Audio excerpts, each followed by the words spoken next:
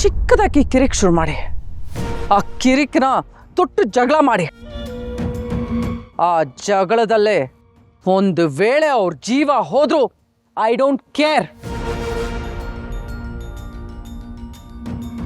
ಹಾಗೊಂದು ವೇಳೆ ಆ ಗಲಾಟೆಯಲ್ಲಿ ಅವ್ರ ಜೀವ ಏನಾದರೂ ಹೋಗಿ ನೀವು ಜೈಲಿಗೆ ಹೋದ್ರು ಯಾವುದೇ ಕಾರಣಕ್ಕೂ ಈ ವಿಜಯಾಂಬಿಕನ ಹೆಸರು ಹೊರಗಡೆ ಬರಬಾರ್ದು. ಅದಕ್ಕೆ ಎಷ್ಟು ದುಡ್ಡು ಬೇಕೋ ನಾನು ಕೊಡ್ತೀನಿ. ಮಾಮ್, ಹೀಗೆಲ್ಲ ಮಾಡಿ ಒಂದು ವೇಳೆ ಶ್ರಾವಣಿ ಜೀವಕ್ಕೆ ಏನಾದರೂ ಹೆಚ್ಚು ಕಮ್ಮಿ ಆದರೆ? ಹೋಗ್ಲಿ ಬಿಡು ಮಾಡಿ. ಜೀವ ಹೋದ್ರೆ ನನಗೆ ಪ್ಲಸ್ಸೇ. ಒಂದು ವೇಳೆ ಅವ್ರು ಬದುಕಿದ್ರೆ ಅದು ಅವ್ರಿಗೆ ಬೋನಸ್ ಆಗುತ್ತೆ. ಒಟ್ಟಿನಲ್ಲಿ ವಿಜಯಾಂಬಿಕಾ ಅನ್ನೋ ಹೆಸರು ಕೇಳಿದ್ರೇನೆ ಅವರು ಬೆವರ್ಬೇಕು. ನೋಡಿ, ನೀವಿಬ್ರು ಹೋಗಿ ಅಬ್ಸರ್ವ್ ಮಾಡಿ.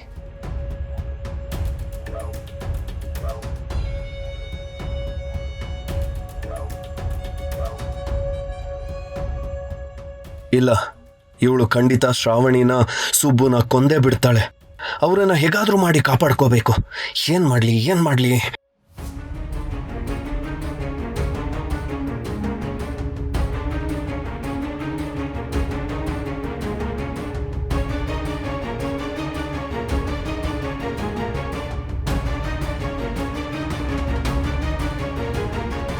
ಹೇಳಿ ಮದನ್. ಡೇಂಜರ್ ಸುಬ್ಬು, ಈ ವಿಜಯಾಂಬಿಕಾ ತುಂಬಾನೇ ಡೇಂಜರ್. ಇಂಥ ವಿಷ ಜಂತುನ ಅಮ್ಮ ಅಂತ ಇಷ್ಟು ವರ್ಷ ಕರೆದ್ನಲ್ಲ, ನನ್ನ ಬಗ್ಗೆ ನನಗೆ ಅಸಹ್ಯ ಆಗ್ತಿದೆ. ಇವಳಿಂದ ನಿಮಗೆ ಅಪಾಯ ಇದೆ ಸುಬ್ಬು. ಏನು ಹೇಳ್ತಾ ಇದೆಯಾ ಮದನ್? ಹೌದು ಸುಬ್ಬು, ಈ ವಿಜಯಾಂಬಿಕಾ ದೊಡ್ಡ ಡೀಲೇ ಮಾಡ್ತಿದ್ದಾಳೆ. ನಿಮ್ಮ ವಿರುದ್ಧ ಕೆಲವರಿಗೆ ಸುಪಾರಿ ಕೊಡ್ತಿದ್ದಾಳೆ. ದಯವಿಟ್ಟು ನೀವು ಆಚೆ ಎಲ್ಲೂ ಓಡಾಡಬೇಡಿ, ನಿಮ್ಮ ಮೇಲೆ ಅಟ್ಯಾಕ್ ಆಗ್ಬೋದು.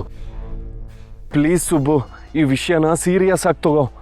ನೀವು ತುಂಬಾ ಹುಷಾರಾಗಿರಬೇಕು. ಇದೇನು ನಮ್ಗೆ ಹೊಸದಲ್ಲ ಮದನ್. ನಿಮ್ಮಮ್ಮ ಸಾರಿ ವಿಜಯಾಂಬಿಕಾ ನಮ್ಮ ಮೇಲೆ ಎಷ್ಟು ಸಲ ಅಟ್ಯಾಕ್ ಮಾಡಿಸಿದಾಳೆ ಅಂತ ನಿನಗೂ ಗೊತ್ತು. ನೀನು ಅದರಲ್ಲಿ ಭಾಗಿಯಾಗಿದೆಯಲ್ಲ, ನೆನಪಿಲ್ವಾ? ಅದೆಲ್ಲ ಹಳೆ ಕತೆ ಸುಬ್ಬು. ಆದ್ರೆ ಈಗ ವಿಜಯಾಂಬಿಕಾ ನಿಮ್ಮನ್ನ ಮುಗಿಸ್ಲೇಬೇಕು ಅಂತ ಡಿಸೈಡ್ ಮಾಡಿದ್ದಾಳೆ. ಅದು ಅಷ್ಟು ಸುಲಭ ಅಲ್ಲ. ಇದನ್ನೆಲ್ಲ ದಾಟ್ಕೊಂಡೆ ನಾವು ಇಲ್ಲಿವರೆಗೂ ಬಂದಿರೋದು. ನೀನೇನು ತಲೆ ಕೆಡ್ಸ್ಕೊಂಬೇಡ ಮದನ್. ಈ ವಿಷಯ ಹೇಳ್ದೆಯಲ್ಲ, ಥ್ಯಾಂಕ್ಸ್. ಅದು ಹಾಗಲ್ಲ ಸುಬ್ಬು, ಈಗ ರೌಡಿಗಳನ್ನ ಬೇರೆ ಕಡೆಯಿಂದ ಕರೆಸಿದ್ದಾಳೆ. ಅವರೆಲ್ಲ ತುಂಬ ಕ್ರೂರಿಗಳು. ಇದರಿಂದ ನಿಮ್ಮ ಜೀವಕ್ಕೆ ಅಪಾಯ ಆಗ್ಬೋದು.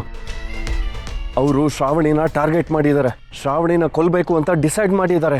ಹಾಗೇನಾದರೂ ಅಂದ್ಕೊಂಡ್ರೆ ಅವ್ರ ಆಯಸ್ಸು ಮುಗೀತು ಅಂತಾನೆ ಅರ್ಥ. ನಾನು ಉಸಿರಿರೋವರೆಗೂ ಶ್ರಾವಣಿ ಮೇಡಮ್ಗೆ ಏನಾಗೋದಕ್ಕೂ ನಾನು ಬಿಡೋದಿಲ್ಲ. ಅವ್ರನ್ನ ಕಾಪಾಡ್ಕೋತೀನಿ. ಓಕೆ ಸುಬ್ಬು, 3-4 ಜನ ರೌಡಿಗಳು ಇರ್ತಾರೆ. ಯಾವುದಾದ್ರೂ ಸಣ್ಣ ಪುಟ್ಟ ವಿಷಯಗಳಿಗೆ ಜಗಳ ತೆಗೆದು ನಿಮ್ಮ ಮೇಲೆ ಅಟ್ಯಾಕ್ ಮಾಡೋ ಸಾಧ್ಯತೆ ಇರುತ್ತೆ. ಎಷ್ಟೇ ಜನಗಳಿದ್ರು ನಿಮ್ಮನ್ನು ಕೊಂದು ಜೈಲಿಗೆ ಹೋಗೋದಕ್ಕೆ ಸಿದ್ಧವಾಗಿದ್ದಾರೆ. Please be careful Subbu.